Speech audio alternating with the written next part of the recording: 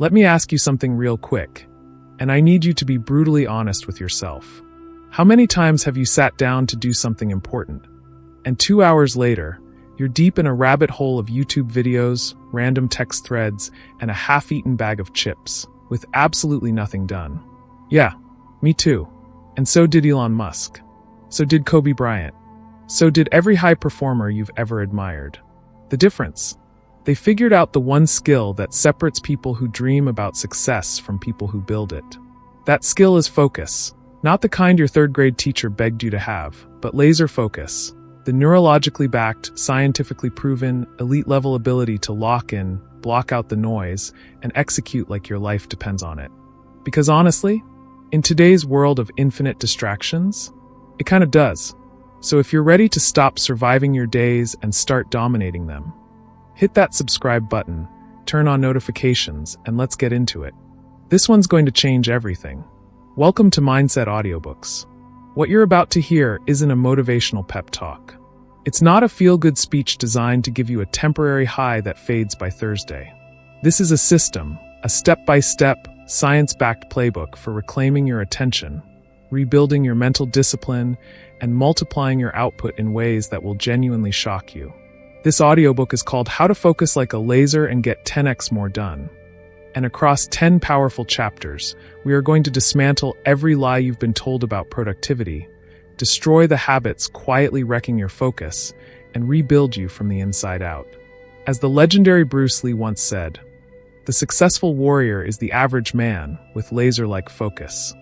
That average man or woman, that's you. Right now, one decision away from a completely different life. 10 chapters, 10 shifts, one outcome, you at your absolute best. Let's begin. Chapter 1. The Focus Crisis. Why your brain is under attack. Think about the last truly focused hour you had. Not an hour where you checked your phone 4 times. Not an hour where you answered a text, got up for water, remembered a bill you forgot to pay, and then went back to work. A real hour, where you were so locked in, so dialed, that time seemed to disappear, and when you looked up, you'd done more in 60 minutes than most people do in a full day. When was that? Last week? Last month? Can you even remember? If you're struggling to answer that, you're not lazy, you're not broken, and you are absolutely not alone. You are simply living in the most distraction-engineered environment in the history of human civilization. And nobody warned you about it. Here's what's actually happening inside your head right now. And it's more serious than most people realize. The average American checks their phone 96 times a day. That's once every 10 minutes. And every single one of those checks, whether it results in a dopamine hit from a buzz of anxiety from a news headline, or just the mindless scroll of nothing, costs you something neuroscientists call attention residue. Attention residue is the mental echo left behind after you switch tasks. Even when you put your phone down and try to refocus, part of your brain is still processing that last notification, that last scroll, that last text. Researcher Dr. Gloria Mark at UC Irvine found that after a single interruption, it takes an average of 23 minutes and 15 seconds to return to full cognitive focus. 23 minutes. For one interruption. You're getting interrupted dozens of times a day. Do the math. You're not losing hours to distraction. You're losing days. And here's the part that should really wake you up. The tech companies behind your apps know all of this. They have entire teams of behavioral psychologists, neuroscientists, and engagement engineers whose sole job is to make sure their product is more compelling than whatever you were trying to do. Your Instagram feed is not an accident. Your TikTok algorithm is not random. These platforms are built with billions of dollars and thousands of hours of research, specifically to hijack your attention before you even realize it's gone. You are not fighting a bad habit. You are fighting a machine. As Nobel Prize-winning psychologist Daniel Kahneman wrote in Thinking, Fast and Slow, the human brain operates on 2 systems, a fast, reactive, emotionally driven system, and a slow, deliberate, logical one. Guess which system social media is designed to trigger? Every notification, every autoplay video, every infinite scroll is engineered to keep you in fast brain mode, reactive, impulsive, and incapable of deep work. And deep work, the kind of concentrated, undistracted effort that produces real results, that lives in slow brain territory. That's where your best ideas come from. That's where the projects get finished. That's where the income grows, the skills compound, and the life you actually want gets built. So why aren't you living there? Because nobody taught you how. Because the world profits from your distraction. And because up until this moment, you didn't have a name for what was happening to you. Now you do. Let's talk about what this actually costs you, not in abstract terms, but in real American, everyday life terms. You want the promotion, but every afternoon at work, you're fragmented, emails, Slack messages, meetings that could have been emails. And by 5 p.m., you've been busy for 8 hours, but you can barely name 3 things you truly accomplished. That's the focus crisis at work. You want to build the side hustle. You want to write the book, launch the business, record the content, learn the skill. You carve out an hour after the kids go to bed, and somehow that hour evaporates into nothing, and you wake up 6 months later in the exact same place, wondering why you can't make progress. That's the focus crisis at home.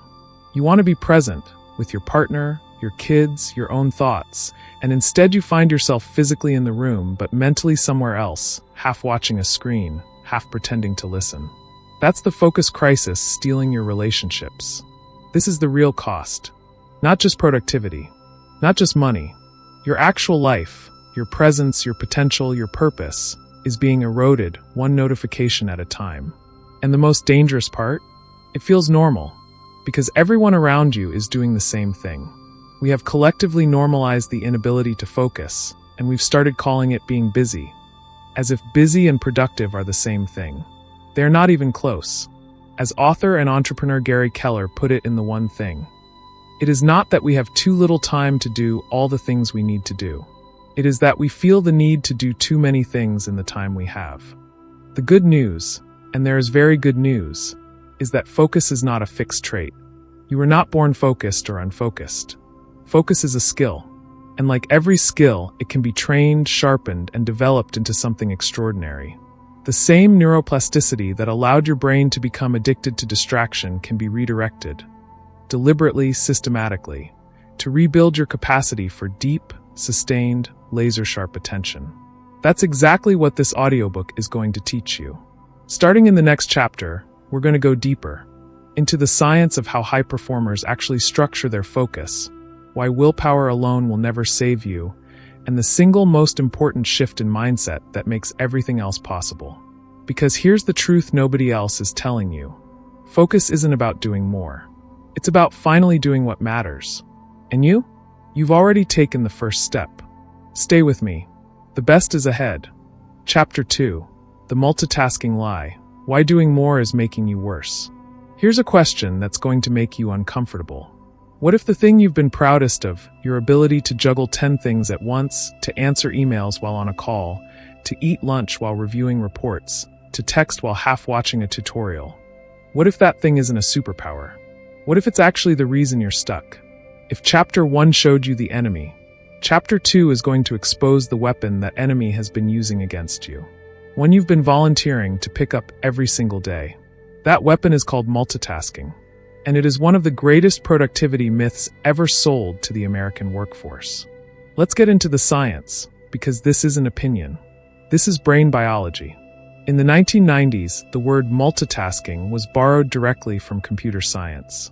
It described how processors could handle multiple operations simultaneously.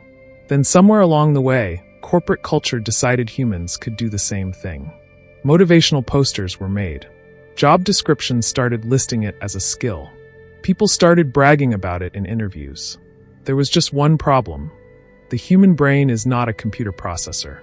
Neuroscientist Dr. Earl Miller of MIT, one of the world's leading experts on attention, has been studying this for decades. His conclusion is blunt. The human brain cannot multitask. What it actually does when you think you're multitasking is called task switching, rapidly toggling attention back and forth between 2 or more things. And every single switch comes with a cognitive cost. That cost has a name.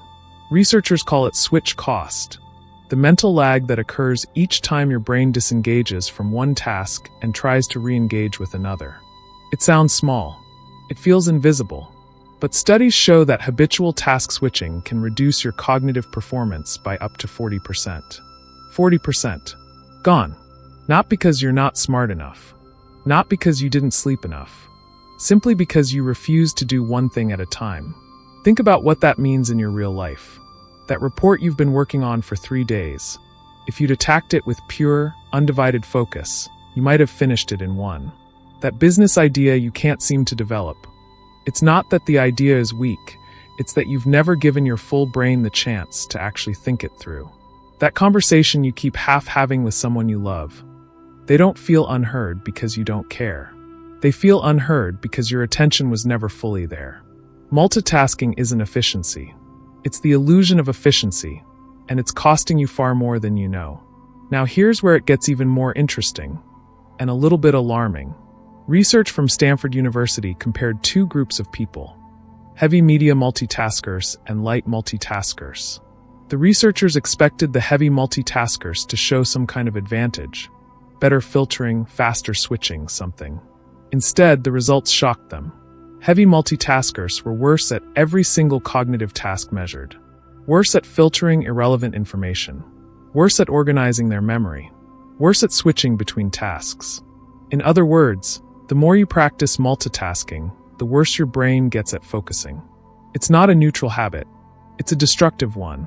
Every time you split your attention, you are literally training your brain to be less capable of concentration. And the cruel irony? The more distracted your brain becomes, the more it craves distraction. The neurotransmitter dopamine, the brain's reward chemical, gets released in small hits every time you check a notification, switch a task, or get a new stimulus. Over time, your brain starts associating fragmented attention with reward and sustained focus with discomfort. This is why sitting down to do one important thing for an hour can feel almost physically painful if you haven't trained for it. Your brain has been conditioned to expect constant switching. Stillness feels like withdrawal. As author Cal Newport wrote in his landmark book Deep Work, efforts to deepen your focus will struggle if you don't simultaneously wean your mind from a dependence on distraction. That line is worth reading again. You cannot simply decide to focus more. You have to actively retrain the way your brain relates to attention.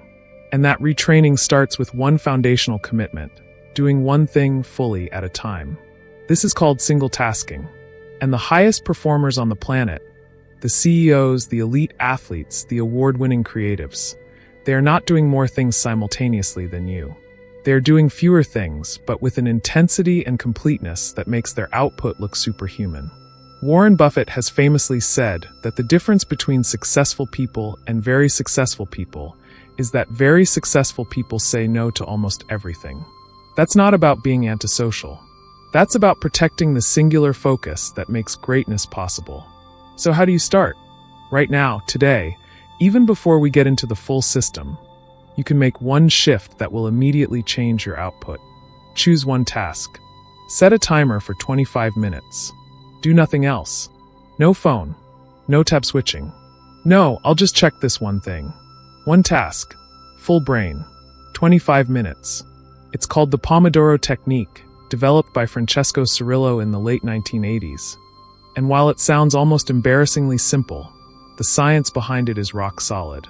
Short, defined blocks of complete focus train your brain to reassociate concentration with achievement rather than discomfort. Each completed block is a small win. Small wins build momentum. Momentum builds the habit. And the habit, over days, weeks, months, completely transforms what you're capable of producing. You are not bad at focusing. You have just been practicing the wrong thing. And now you know better. In the next chapter, we're going to go even deeper into the architecture of your environment, because willpower alone will never be enough. If your surroundings are wired for distraction, your brain doesn't stand a chance. We're going to change that. One chapter at a time. One shift at a time. You're still here, which means you're already different from who you were an hour ago. Keep going. Chapter 3. The Environment Equation. How to engineer your space for unstoppable focus. Let me paint you a picture. It's Monday morning. You've had a decent night's sleep. Your coffee is hot. You're motivated, genuinely motivated. And you sit down at your desk ready to finally make real progress on that one big thing you've been putting off. Then you notice the dishes in the sink. Then your phone buzzes. Then you spot 3 unread emails in the corner of your screen. Then your roommate, or your kid, or your partner walks through the room and says something that pulls your attention sideways. And just like that, before you've typed a single word or made a single move, the morning is already fractured. Sound familiar? Here's what most productivity advice will tell you at this point. Just try harder. Be more disciplined. Have more willpower. Here's what the science actually says. Willpower is a finite resource, and your environment will always outlast it. In Chapter 2, we expose the multitasking lie. Now in Chapter 3, we're going to tackle something even more foundational. The physical and digital world around you, and how it is either silently supporting your focus or quietly destroying it every single day. This concept has a name in behavioral science. Researchers call it choice architecture. The idea that the design of your environment shapes your decisions and behaviors far more powerfully than your intentions do. It was popularized by Nobel Prize-winning economist Richard Thaler and Harvard professor Cass Sunstein, and while their research was originally applied to public policy, the implications for personal productivity are staggering. Simply put, if your environment is designed for distraction, you will be distracted. Not because you're weak, not because you lack motivation, but because human beings are wired to respond to environmental cues automatically, before conscious thought even kicks in. Think about it this way. If there's a bowl of candy on your kitchen counter, you will eat more candy, not because you decided to, but because the visual cue triggers the habit loop before your brain has a chance to intervene. Now replace that candy bowl with your phone sitting face up on your desk. Every time it lights up, every time you catch it in your peripheral vision, your brain is pulled, automatically, reflexively, toward it. A 2017 study from the University of Texas at Austin found something remarkable. Researchers tested cognitive performance across 3 groups: one with phones in another room, one with phones in their pocket or bag, and one with phones face down on the desk. The group with phones in another room significantly outperformed both other groups on every measure of available cognitive capacity. The phones were off. They weren't buzzing. They weren't lighting up. Simply having the phone visible, even powered down, was enough to drain measurable brain power. Your environment is talking to your brain constantly. The question is, what is it saying? Now let's get practical, because this chapter isn't just about diagnosis. It's about construction. You're going to build what we'll call your focus zone, a deliberately engineered environment, both physical and digital, that makes deep work the path of least resistance. Let's start with your physical space. Step 1. Clear the visual field. Clutter is cognitive noise. Every object in your line of sight that isn't related to your current task is a potential distraction trigger. You don't need a sterile, empty room, but your immediate workspace should be clean, intentional, and stripped of anything that competes for your attention. A clear desk is not just aesthetically pleasing. It is neurologically functional. Step 2. Remove the phone from the room. Not silenced. Not face down. Out of the room. Based on the research we just covered, this single change can meaningfully increase your cognitive performance within minutes. If your work requires a phone, use app blockers like Freedom or Cold Turkey to lock out distracting apps during focus blocks. Make distraction inconvenient, because when distraction is easy, focus is hard. Step 3. Control your audio environment. This one is personal and research-backed simultaneously. Studies show that moderate ambient noise, around 70 decibels, roughly the level of a busy coffee shop, can actually enhance creative thinking for many people. Apps like Brain.fm, Noisely, or even a simple lo-fi playlist on YouTube can create an acoustic environment that signals your brain, it's time to work. Find what works for you and make it a consistent trigger. Now let's talk about your digital environment, because in 2025, this is where most of the war is fought. Step 4. Tame your browser. The average knowledge worker has 10 or more browser tabs open at any given time. Each tab is an open loop, a pending distraction waiting to be triggered. Adopt a one-tab rule during focus sessions. Use tools like OneTab to collapse everything else. Your future self will thank you. Step 5. Schedule your communication. Email and messaging apps are among the most focus-destructive tools ever normalized in the workplace. Instead of leaving them open all day, responding reactively to every incoming message. Batch your communication into 2 or 3 designated windows daily. Morning, midday, end of day. Outside those windows, close the apps entirely. The world will not end. Your focus will dramatically improve. As James Clear, author of the massively influential Atomic Habits, writes, "Environment is the invisible hand that shapes human behavior. If you want different behavior, build a different environment." It is that direct. It is that powerful. Here's your takeaway from this chapter, stated plainly. You cannot think your way into a focused life. You have to build your way into one. Motivation gets you started. Environment keeps you going. In the next chapter, we're going to go inside the brain itself and reveal the neuroscience of peak focus states, including the extraordinary mental condition that elite performers tap into that makes them feel unstoppable. You've probably experienced it accidentally. We're going to teach you to access it on demand. Your environment is changing. Your brain is next. Stay locked in. Chapter 4, The Flow State Formula. How to access your brain's peak performance mode on demand. Have you ever been so locked into something that you completely lost track of time? Maybe it was a project that suddenly clicked. Maybe it was a workout where every rep felt effortless. Maybe it was a conversation so electric that 2 hours felt like 20 minutes. You were sharp, fluid, completely present. And when it was over, you looked up and thought, where did the time go? That wasn't luck. That wasn't a coincidence of good mood and good coffee. That was your brain operating in one of the most powerful cognitive states known to neuroscience. It's called flow, and it is the single greatest competitive advantage available to any human being alive today.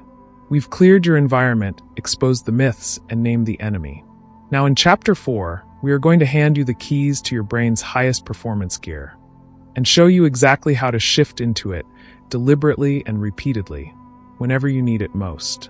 The concept of flow was first formally identified and named by Hungarian-American psychologist Dr. Mihaly Csikszentmihalyi.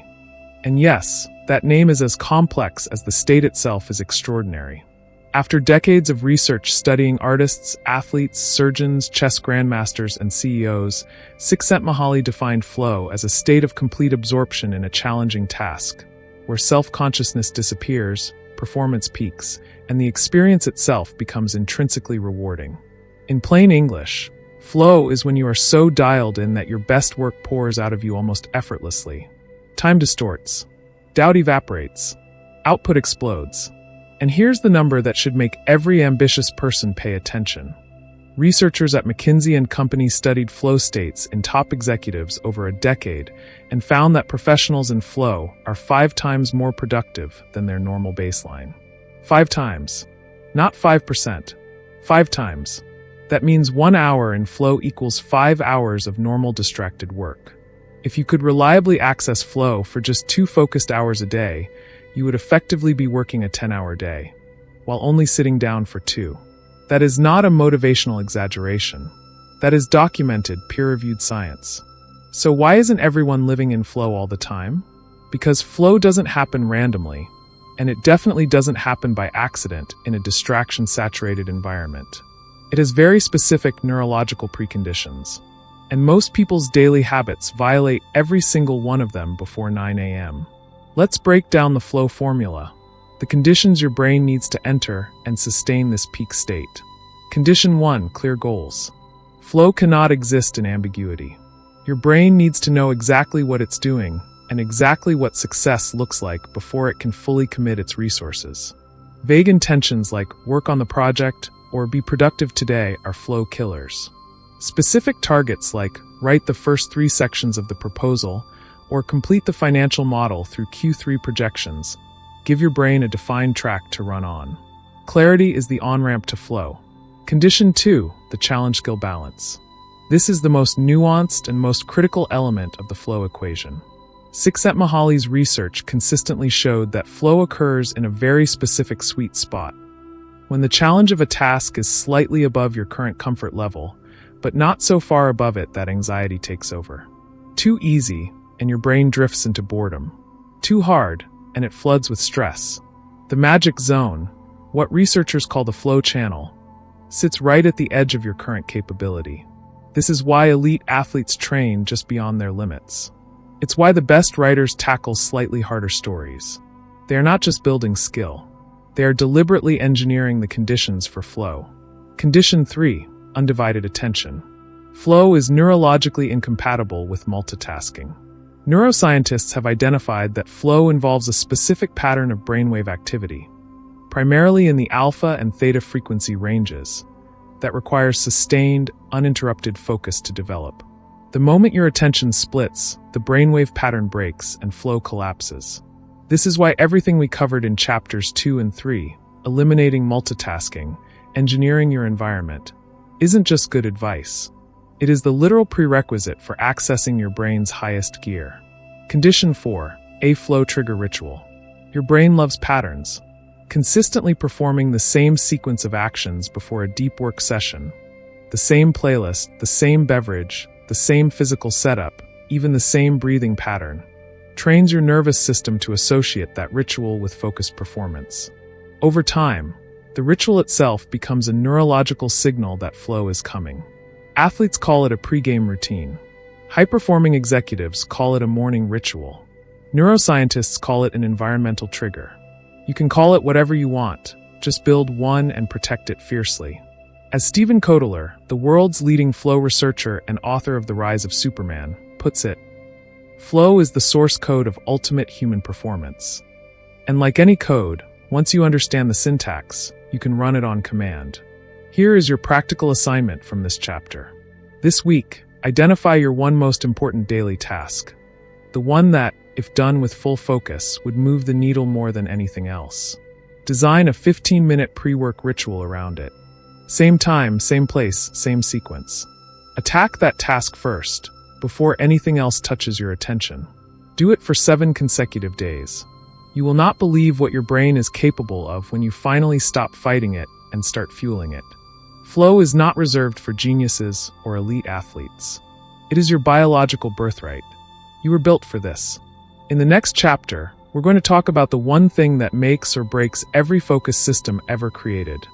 The brutal, unglamorous, completely essential practice of protecting your time from the people and priorities that will silently steal it. You found the gear. Now we're going to make sure nobody takes the wheel. Stay with me. Chapter 5, The Time Fortress. How to protect your focus from the world's most polite thieves. Let me introduce you to the most dangerous person in your life. They're not malicious. They don't wish you harm. In fact, they probably genuinely like you. They smile when they see you. They start their sentences with, "Hey, do you have a quick second?"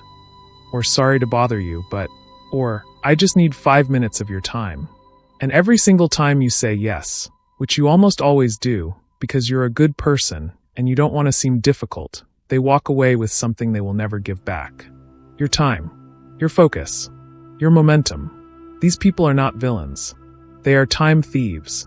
And they are the most polite, well-intentioned, completely unaware productivity killers you will ever encounter. In Chapter 4, we unlock the flow state, your brain's peak performance mode. But here's the brutal truth about flow that nobody warns you about. It is extraordinarily fragile. It takes up to 23 minutes to reach genuine deep focus after an interruption.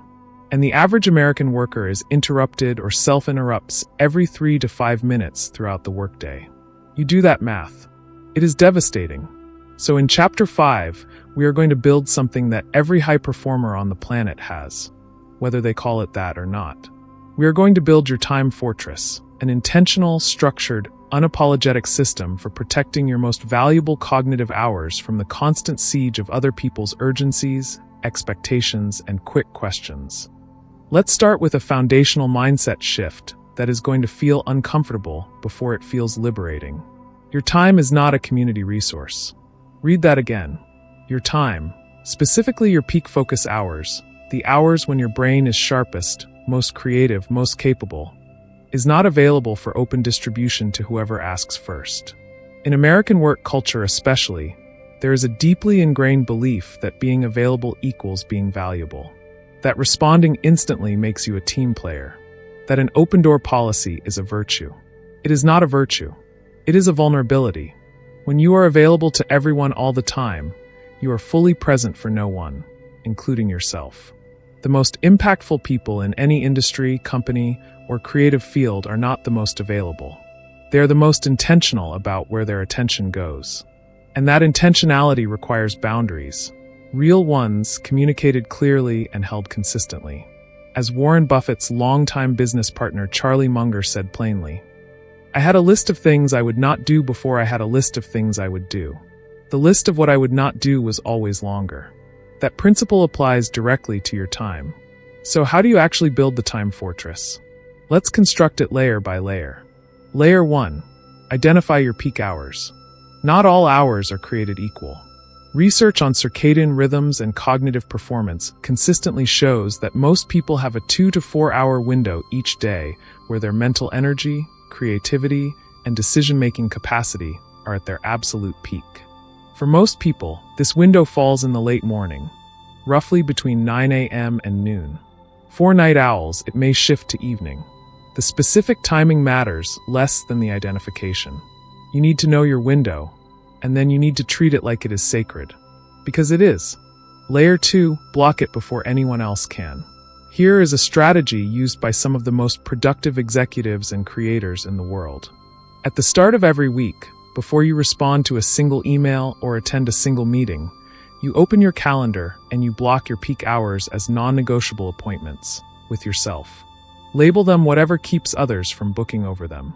Deep work, project block, focus time, whatever works in your context. The point is simple.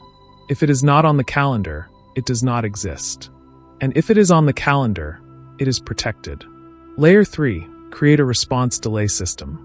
One of the most focused destructive habits in modern work life is the expectation of immediate response. Every time you train someone, a colleague, a client, a boss, to expect an instant reply, you are signing a contract that keeps you in reactive mode permanently. Begin resetting those expectations deliberately. Set an email autoresponder that communicates your response windows. Let calls go to voicemail during focus blocks. Batch your responses, as we discussed in Chapter 3.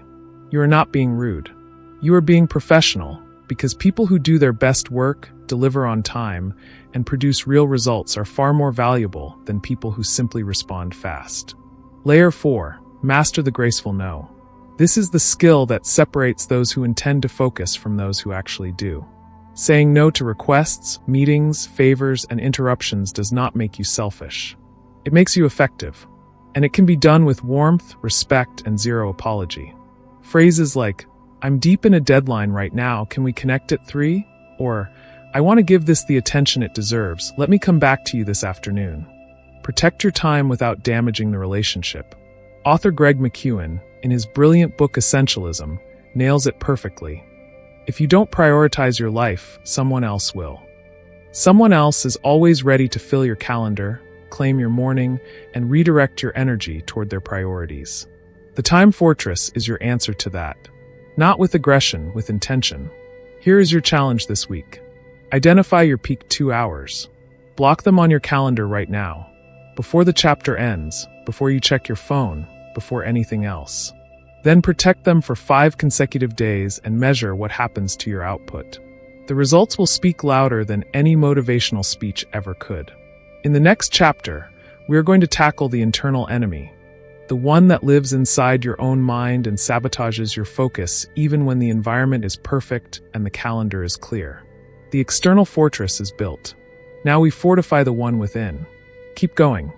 Chapter 6, The Mental Battlefield. How to silence the inner noise that kills your concentration. You've cleared your desk. You've blocked your calendar. You've silenced your phone, closed the tabs, brewed the coffee, and sat down in your perfectly engineered focus zone. And then nothing. Not nothing as in peace and clarity. Nothing as in your brain immediately floods with a tidal wave of random, relentless, completely uninvited mental chatter. Did I respond to that email? What are we doing for dinner? I should call mom. Wait, did I pay that bill? Am I even good enough to be doing this? What if this doesn't work? What if I'm wasting my time? Sound familiar? This is the moment most people quietly give up on focus. Not because the external environment beat them, but because the internal one did. And here's the hard truth that chapters 1 through 5 could not fully prepare you for. The most relentless distraction you will ever face does not come from your phone. It comes from your own mind. Today we step onto the mental battlefield, the internal landscape of thoughts, anxieties, ruminations, and mental loops that sabotage concentration even when every external condition is perfect.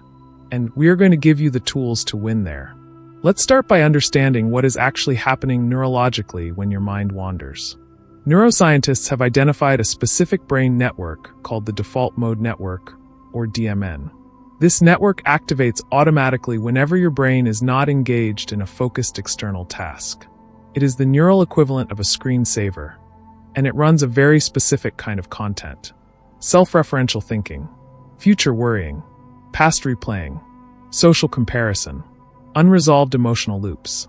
The DMN is not your enemy. Evolutionarily, it served a critical purpose: processing social information, consolidating memories, planning for future threats. But in the context of modern deep work, it is the mechanism behind every wandering thought that pulls you out of focus precisely when focus matters most. And here is what makes it especially challenging: the DMN activates fast. Research shows it can kick in within seconds of your attention losing its anchor. One moment you are working, one blink of mental loosening later, and you are 3 years in the past replaying an argument, or 6 months in the future catastrophizing about a decision you haven't made yet. The question is not how to eliminate the DMN. You cannot, and you would not want to. The question is how to recognize when it has hijacked your attention, and how to deliberately return to focus without the internal struggle becoming its own distraction. This is where one of the most research-validated mental performance tools in existence becomes essential. And it is one that high performers from NFL quarterbacks to Navy SEALs to Silicon Valley founders have quietly integrated into their daily routines. That tool is mindfulness. And before you dismiss it as soft or spiritual or disconnected from real-world performance, give me 60 seconds to show you what the science actually says. A landmark study from Harvard Medical School found that regular mindfulness practice, as little as 8 weeks of 10 minutes per day, produced measurable, physical changes in the brain. Specifically, it thickened the prefrontal cortex, the region responsible for executive function, decision-making, and sustained attention. It simultaneously reduced activity and gray matter density in the amygdala, the brain's fear and stress center. In plain terms, consistent mindfulness practice literally restructures your brain to be better at focusing and less reactive to internal noise. It is not a mood booster. It is a cognitive upgrade. But let's make this practical, because you don't need to become a meditating monk to access these benefits. Here are 3 specific techniques that work immediately, even for the most skeptical, results-driven, no-nonsense person in the room. Technique 1, the anchor return. When you notice your mind has wandered during a focus session, and you will notice because awareness itself is the first skill mindfulness builds, you simply acknowledge it without judgment and return your attention to the task. Not with frustration, not with self-criticism, just a quiet, neutral, there goes the mind back to work. This single practice, repeated dozens of times across a session, is essentially a mental rep, and like a physical rep, each one builds the focus muscle stronger. Technique 2, the brain dump. Before every deep work session, take 3 minutes and write down every open loop circling your mind. Every worry, errand, reminder, and random thought competing for your attention. Get it out of your head and onto paper. Psychologist Dr. Roy Baumeister's research on the Zeigarnik effect shows that the mind obsessively clings to unfinished tasks. But writing them down signals to the brain that they are captured and no longer need to be held in active memory. The mental chatter quiets almost immediately. It is remarkably effective and almost embarrassingly simple. Technique 3, controlled breathing as a reset. When anxiety, overwhelm, or mental noise reaches a level that breaks your concentration, a simple box breathing pattern, 4 counts in, 4 counts hold, 4 counts out, 4 counts hold, activates the parasympathetic nervous system within minutes, reducing cortisol, slowing the heart rate, and returning the brain to a calm, focused baseline. Navy SEALs use this technique before high-stakes operations. You can use it before a high-stakes work session. As the ancient Stoic philosopher Marcus Aurelius wrote in his private journals, "You have power over your mind, not outside events. Realize this, and you will find strength. The battlefield was always internal. Now you have weapons. Your challenge this chapter. Implement the brain dump ritual before your next 3 focus sessions. Just 3 minutes. Every open loop, every worry, every random thought, onto paper, out of your head. Then sit down and work. Notice the difference. It will be immediate. In the next chapter, we tackle the fuel that powers everything. Because the sharpest mental strategies in the world will fail completely if the biological machine running them is running on empty. The mind is clear. Now let's make sure the body can keep up. Stay locked in. Chapter 7. The Biological Edge. How sleep, movement, and nutrition secretly control your focus. Let me tell you about the most expensive productivity mistake in America. It's not poor time management. It's not lack of ambition. It's not even distraction, though that comes close. The single most expensive, most widespread, most casually accepted productivity mistake being made by millions of hardworking Americans every single day is this: treating the human body like it's irrelevant to the quality of the human mind. We grind on 4 hours of sleep and call it hustle. We skip meals, slam energy drinks, and sit motionless for 10 hours straight, and then wonder why our thinking feels foggy, our decisions feel off, and our focus collapses by 2 p.m. like a building with no foundation. Here's the reality that no amount of motivation, environment design, or mental strategy can override. Your brain is a biological organ. And like every biological organ, its performance is directly, measurably, and profoundly controlled by how you treat the body it lives in. In Chapter 6, we silence the mental noise.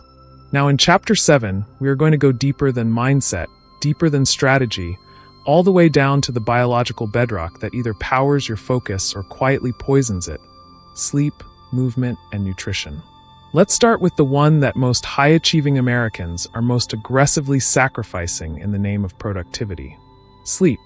Dr. Matthew Walker, neuroscientist and author of Why We Sleep, one of the most important books written in the last decade, has spent his career studying what sleep deprivation actually does to human cognitive performance. His findings are not subtle. After 17 to 19 hours without sleep, your cognitive impairment is equivalent to a blood alcohol level of 0.05%. After 24 hours without sleep, it reaches 0.1%, legally drunk in every state in America. And yet, chronically sleep-deprived people, those consistently getting 6 hours or fewer, routinely underestimate how impaired they are, because sleep deprivation also compromises your ability to accurately assess your own performance. You think you're functioning. Your brain is telling you you're fine.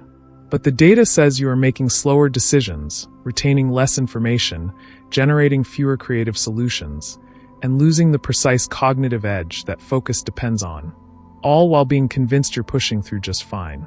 Hustle culture lied to you. Sleep is not laziness. Sleep is performance infrastructure. During deep sleep, your brain does something extraordinary. It activates a recently discovered system called the glymphatic system, which literally flushes toxic metabolic waste products from neural tissue. One of the primary waste products cleared during this process is beta amyloid, the same protein associated with cognitive decline and Alzheimer's disease. Every night of quality sleep is a biological reset, a neural detox, a performance restoration that no supplement, no caffeine, no cold plunge can replicate. The minimum viable dose for most adults is 7 to 9 hours. Not as a luxury, as a baseline requirement for the focused, high-performing brain you are trying to build. Now let's talk about movement, because what exercise does to focus is one of the most underutilized performance secrets in existence. Harvard psychiatrist Dr. John Ratey, in his groundbreaking book Spark, describes exercise as the single most powerful tool you have to optimize your brain function. And the research behind that statement is overwhelming. Aerobic exercise, even a brisk 20-minute walk, triggers an immediate release of brain-derived neurotrophic factor, or BDNF. Neuroscientists sometimes call BDNF miracle grow for the brain, because it promotes the growth of new neurons, strengthens neural connections, and directly enhances the brain regions responsible for focus, memory, and learning. The effects are not long-term only, they are immediate. A single bout of moderate exercise produces measurable improvements in concentration and cognitive flexibility within hours. This is why some of history's most prolific thinkers, from Charles Darwin to Steve Jobs to Mark Zuckerberg, were famously devoted to daily walking. They were not just clearing their heads. They were chemically upgrading them. Your prescription. Move your body before your most important focus session of the day. It does not need to be a full workout. 20 minutes of walking, cycling, or any activity that elevates your heart rate is enough to flood your brain with the neurochemicals that make deep work feel almost effortless. Now, nutrition. Specifically, what you eat in the hours surrounding your focus sessions determines the quality of fuel your brain has available to burn. Your brain consumes approximately 20% of your body's total energy despite representing only 2% of your body weight. It runs almost exclusively on glucose, but the type and timing of that glucose matters enormously. Refined sugar and processed carbohydrates produce rapid glucose spikes followed by equally rapid crashes. And those crashes are felt directly as brain fog, fatigue, and the mid-afternoon concentration collapse that most Americans have simply accepted as normal. It is not normal. It is a nutritional consequence. Foods that sustain steady cognitive energy, complex carbohydrates, healthy fats, lean proteins, and hydration, keep blood glucose stable, which keeps mental performance stable. Blueberries, walnuts, fatty fish, eggs, leafy greens, and adequate water are not wellness trends. They are documented, research-backed focus fuels. And hydration alone deserves special mention. Even mild dehydration of just 1 to 2% body weight loss has been shown to impair attention, memory, and psychomotor speed. Your brain is 73% water. Treat it accordingly. As Jim Rohn, the legendary American entrepreneur and motivational philosopher, said, "Take care of your body. It's the only place you have to live. Your mind is extraordinary, but it lives in your body. Feed it, rest it, move it, and watch what it becomes capable of." In the next chapter, we are going to zoom out from the daily and zoom into the strategic, building a long-term focus system that compounds over weeks, months, and years into something truly unstoppable. The biology is optimized. Now we build the architecture that makes it last. Keep going. Chapter 8. The Compound Focus System. How small daily wins stack into extraordinary long-term results. Let me give you a number that is going to completely reframe how you think about your daily habits. 1.01. That's it. 1.01. Doesn't look like much, does it? Barely more than 1. Practically invisible as a daily improvement.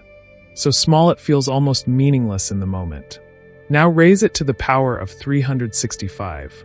1.01, compounded every day for 1 year, equals 37.78. You started at 1.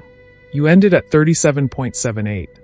Not because you made a dramatic leap, not because you had one legendary day, not because you overhauled your entire life in a single weekend of motivation, but because you got 1% better every single day consistently without stopping. Now flip it. Take 0.99, 1% worse each day. Compound that for 365 days. You end at 0.03. Nearly zero. Almost nothing. The difference between the person who becomes extraordinary and the person who stays stuck is rarely talent, intelligence, or opportunity. It is almost always consistency. We have spent 7 chapters building individual tools, clearing environments, silencing mental noise, accessing flow, protecting time, optimizing biology. Now in Chapter 8, we are going to assemble all of it into a single, unified, self-reinforcing system. One that does not depend on daily motivation, perfect conditions, or heroic willpower. One that works because it compounds. This is the compound focus system. And it is the difference between people who have occasional productive days and people who build productive lives. Let's start with the foundational principle that makes compounding possible. Consistency over intensity. American culture is deeply in love with intensity. We love the dramatic transformation story. The person who lost 80 pounds, built $1 million business, or wrote a best-selling book in a single explosive burst of effort. We celebrate the sprint. We glorify the grind. We put the highlight reel on a pedestal and mistake it for the full story.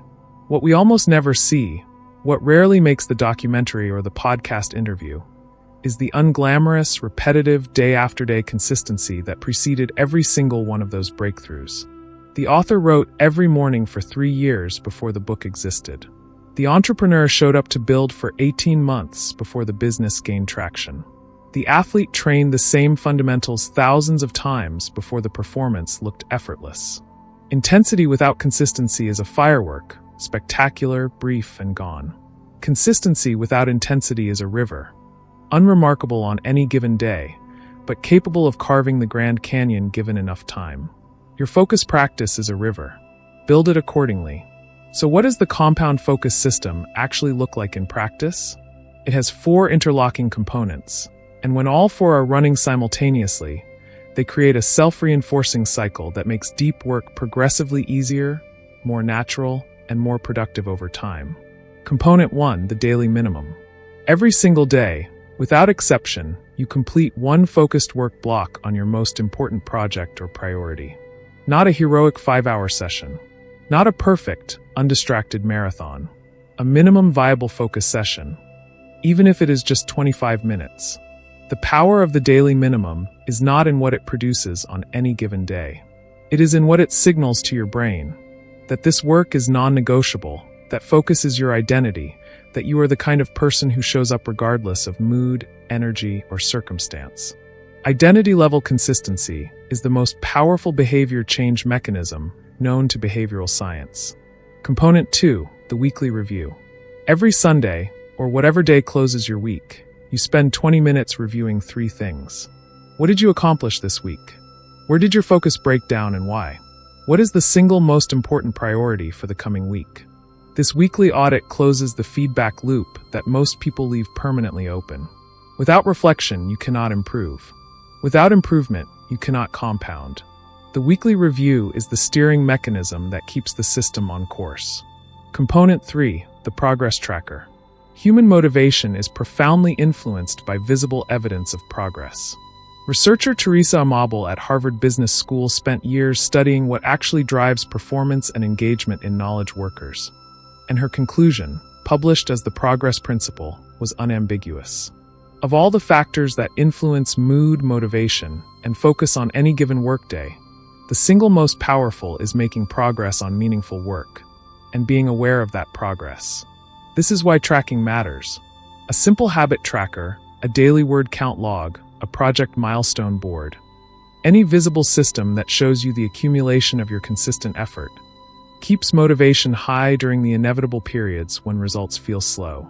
The track record itself becomes fuel. You don't want to break the chain. And that desire, to protect the streak, carries you through the days when inspiration is absent. Component 4, the quarterly reset. Every 90 days, you zoom all the way out. You evaluate not just what you did, but whether what you did actually moved you toward the life and results you genuinely want. Goals drift. Priorities shift. The compound focus system is powerful, but only if it is pointed in the right direction. The quarterly reset ensures you are not just compounding effort, but compounding purposeful effort. Speed in the wrong direction is still the wrong direction. As Benjamin Franklin, one of the most productively extraordinary human beings in American history, wrote in his autobiography, "An investment in knowledge pays the best interest." And focus is the mechanism through which all knowledge investment is made. Compound it deliberately. Protect it fiercely. Here is your challenge from this chapter. Today, not tomorrow, not Monday, not when things calm down. Start your streak.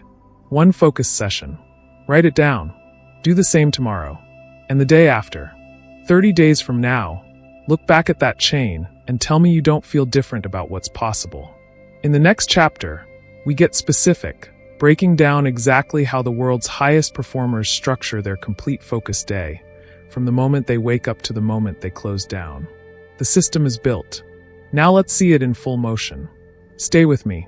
Chapter 9. The Peak Performance Day. How world-class performers structure every hour for maximum focus. Let me walk you through 2 versions of the same day. Same person. Same job.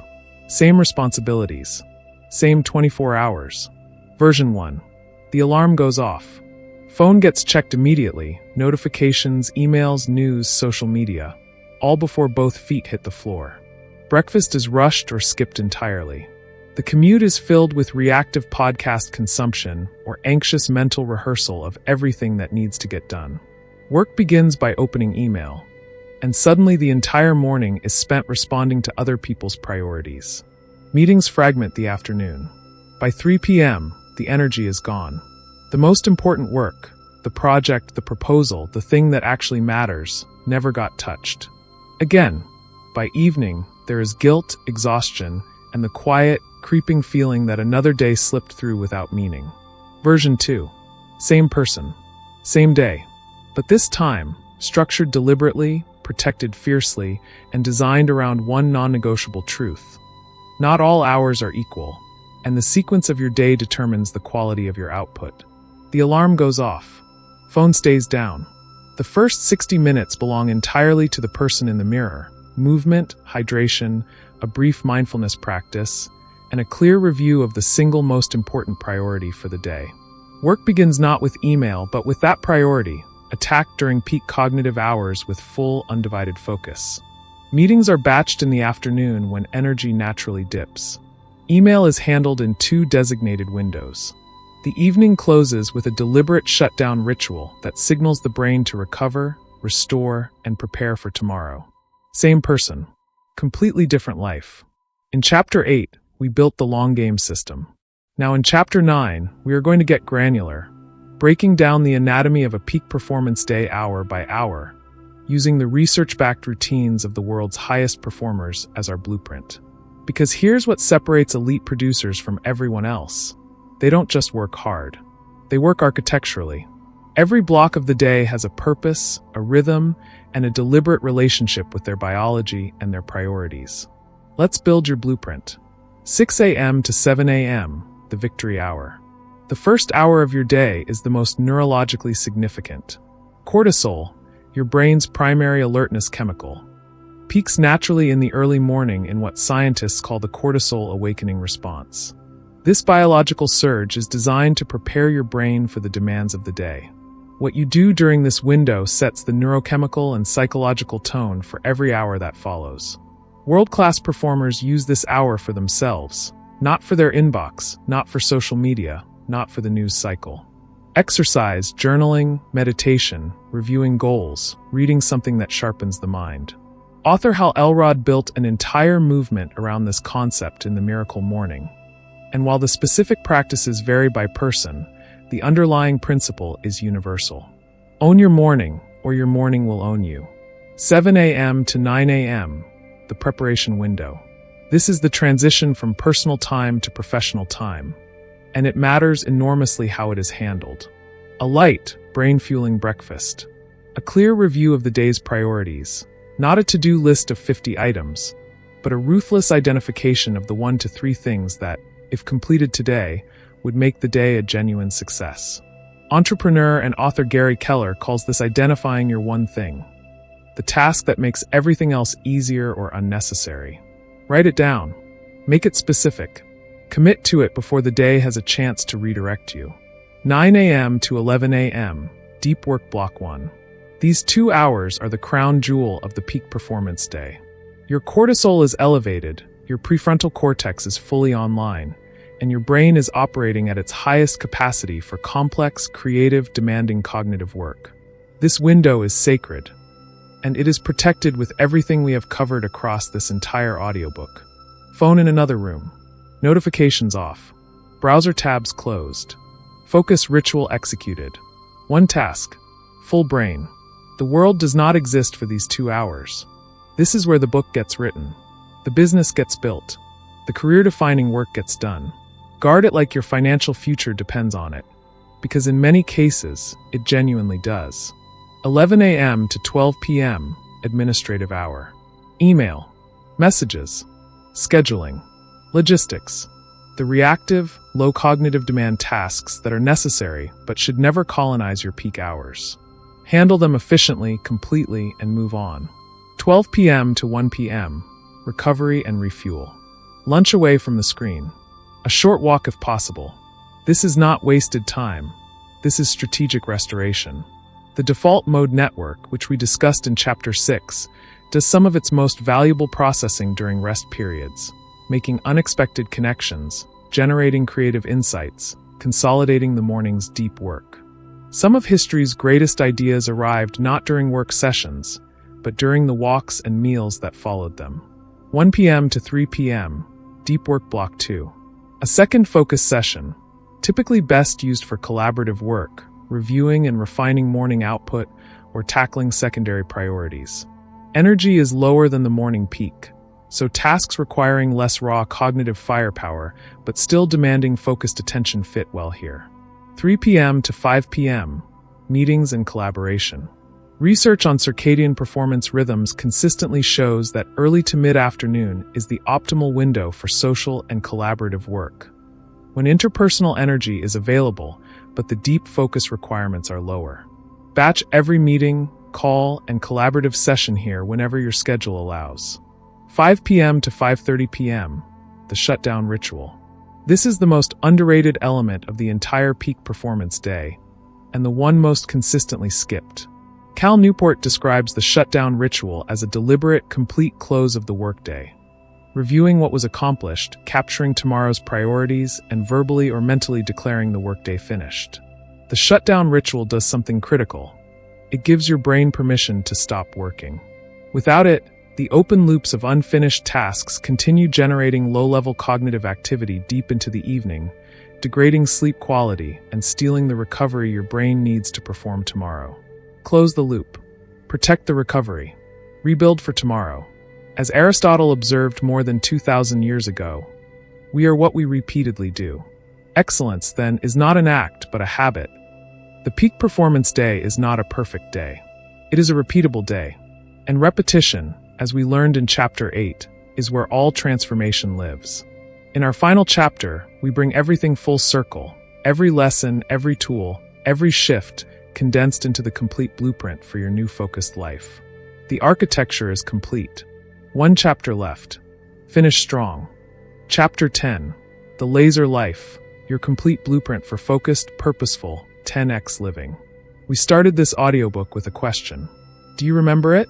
When was the last time you had a truly focused hour? That question landed differently at the beginning of this journey. Maybe with a sting of recognition, maybe with a quiet embarrassment, maybe with the low-grade frustration of someone who knows they are capable of more, but cannot figure out why more keeps staying just out of reach. But you are not the same person who pressed play on Chapter 1. You now know things that most people, hardworking, intelligent, genuinely ambitious people, will never take the time to learn. You have looked directly at the architecture of your own attention, understood why it breaks down, and built a concrete, science-backed system to reclaim it. That is not a small thing. That is a fundamental shift in how you relate to your own mind, your own time, and your own potential. Welcome to the final chapter of How to Focus Like a Laser and Get 10x More Done on Mindset Audiobooks. This is where we bring it all home. Not with new information, but with integration. Because knowledge without synthesis is just noise. And you have come too far to leave this audiobook with a collection of interesting ideas that fade by next Tuesday. So in this final chapter, we are going to compress every lesson, every tool, and every shift into one complete, actionable blueprint, the Laser Life, so that when you close this chapter, you close it with absolute clarity on exactly who you are becoming and exactly what you are going to do next. Let's walk through it together. Lesson 1. You are living in a distraction economy, and your attention is the currency being spent. From Chapter 1, you now understand that the modern environment is not neutral. It is engineered deliberately and expensively to fragment your focus and monetize your distraction. The first act of reclaiming your life is simply waking up to this reality. Awareness is not enough on its own, but without it, nothing else works. You are now awake. Stay awake. Lesson 2. Multitasking is not a skill. It is a slow erosion. Chapter 2 dismantled one of the most damaging myths in modern productivity culture. Every time you split your attention, you are not doing two things adequately. You are doing two things poorly, while simultaneously training your brain to become less capable of the deep focus that produces your best work. Single task with conviction. One thing, full brain, complete attention. Repeat. Lesson 3. Your environment is making decisions for you. Chapter 3 revealed that willpower will always lose to environmental design over time. Stop relying on discipline to overcome a distraction-engineered space. Build your focus zone, physically and digitally. Remove the phone from the room. Clear the visual field. Control the audio environment. Design your surroundings to make focus the path of least resistance, and watch how effortless concentration becomes. Lesson 4. Flow is your biological birthright, and it is accessible on demand. Chapter 4 gave you the keys to your brain's peak performance state. Clear goals, the challenge skill sweet spot, undivided attention, a consistent trigger ritual. These 4 conditions, engineered deliberately before every deep work session, create the neurological runway for flow. 5 times more productive, fully absorbed, operating at your absolute ceiling. This is available to you, not occasionally, not accidentally, but systematically. Lesson 5. Your time is not a community resource. Chapter 5 built the time fortress, the intentional, unapologetic structure that protects your peak hours from the polite, well-meaning, endlessly available world that will gladly consume every minute you fail to protect. Identify your peak window. Block it before anyone else can. Master the graceful no. Your best work requires your best hours, and your best hours require protection. Lesson 6. The most dangerous distraction lives between your ears. Chapter 6 took us onto the mental battlefield, where the default mode network runs its endless loops of worry, rumination, and self-doubt precisely when focused work demands your full attention. The brain dump clears the mental inbox. The anchor return builds the focus muscle rep by rep. Controlled breathing resets the nervous system in real time. Your mind is trainable. Train it deliberately. Lesson 7. Your brain runs on biology, not willpower. Chapter 7 dismantled the hustle culture lie that the body is irrelevant to the mind's performance. Sleep is not laziness, it is neural restoration. Movement is not vanity, it is cognitive fuel. Nutrition is not a lifestyle trend, it is the quality of energy your most important organ has available to burn. Protect your sleep. Move before you work. Eat to sustain, not to spike. Your biology is either your greatest performance asset or your most consistent liability. The choice is yours, made daily. Lesson 8. Consistency compounds. Intensity fades. Chapter 8 revealed the mathematical truth behind extraordinary results. That 1% better every day, maintained relentlessly, produces outcomes that feel almost miraculous from the outside, but are entirely logical from the inside. The daily minimum keeps the streak alive. The weekly review keeps the system honest. The progress tracker keeps motivation fueled. The quarterly reset keeps the direction true. Build the river. Let it carve the canyon. Lesson 9. Structure is freedom. Chapter 9 proved that the highest performers in the world are not working harder than you. They are working architecturally. The victory hour, the deep work blocks, the batched communication, the shutdown ritual, these are not rigid constraints. They are the framework within which genuine creative and professional freedom becomes possible. Own your morning. Protect your peak. Close the loop every evening. Tomorrow is built tonight. And now the final lesson, the one that holds all the others together. Lesson 10. Focus is not a productivity strategy. It is a declaration of what your life is for. Every time you sit down and do the deep work, every time you protect your attention, silence the noise, and pour your full self into what genuinely matters, you are making a statement. Not to your boss, not to your followers, not to anyone watching. To yourself. You are saying, my time is not infinite. My energy is not unlimited. My life is not a rehearsal. And I refuse to spend it scattered, reactive, and half-present in everything I do. That declaration, made daily through consistent focused action, is what separates the life you have been living from the life you are fully capable of building. As the great Viktor Frankl, Holocaust survivor, psychiatrist, and author of Man's Search for Meaning, wrote from the depths of unimaginable suffering. Between stimulus and response there is a space. In that space is our power to choose our response. In our response lies our growth and our freedom. Focus is that space. Deliberately chosen, consistently practiced, fiercely protected. You now have everything you need. Not someday. Not when things calm down. Not when you feel ready. Now. The phone can wait. The notifications can wait. The scroll can wait. Your life, your real, focused, fully lived 10x life cannot. Go build it. And if this audiobook moved something in you, if even one chapter shifted how you see your time, your attention, or your potential, Do something right now that will take you 30 seconds but will mean everything to this channel. Hit that like button. Drop a comment below telling us which chapter hit hardest. And subscribe to Mindset Audiobooks, because this is only the beginning. Every week, we bring you the tools, the science, and the mindset of the world's highest performers, distilled, structured, and delivered straight to your ears. Your next level is one decision away. We will see you in the next one.